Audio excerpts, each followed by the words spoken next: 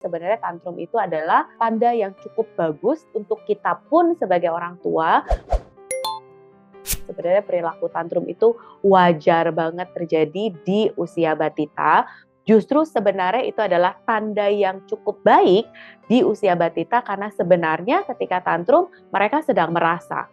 Karena ketika mereka memunculkan perilaku berarti ada perasaan yang sedang mereka rasakan sehingga itu berubah menjadi perilaku. Ya, jadi sebenarnya itu tanda yang baik ya, tapi selama perilaku tantrumnya bisa kita kendalikan ya.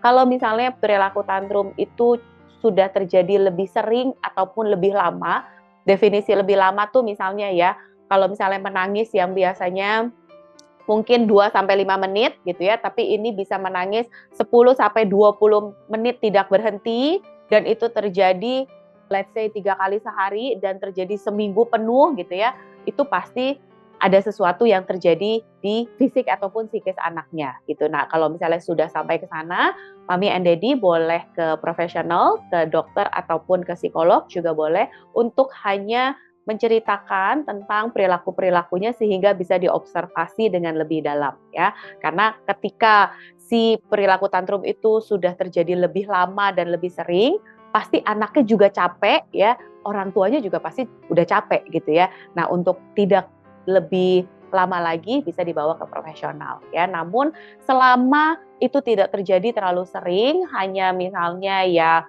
sehari sekali dan juga masih bisa dikendalikan, sebenarnya tantrum itu adalah tanda yang cukup bagus, tanda yang cukup baik untuk kita pun sebagai orang tua bisa tahu bahwa anaknya sedang merasa, bahwa anaknya memang sedang berproses, sedang belajar gitu ya untuk mengkomunikasikan apa yang sedang mereka rasakan. Jadi sebenarnya itu adalah tanda yang baik ya, selama kita bisa mengendalikan si tantrum tersebut.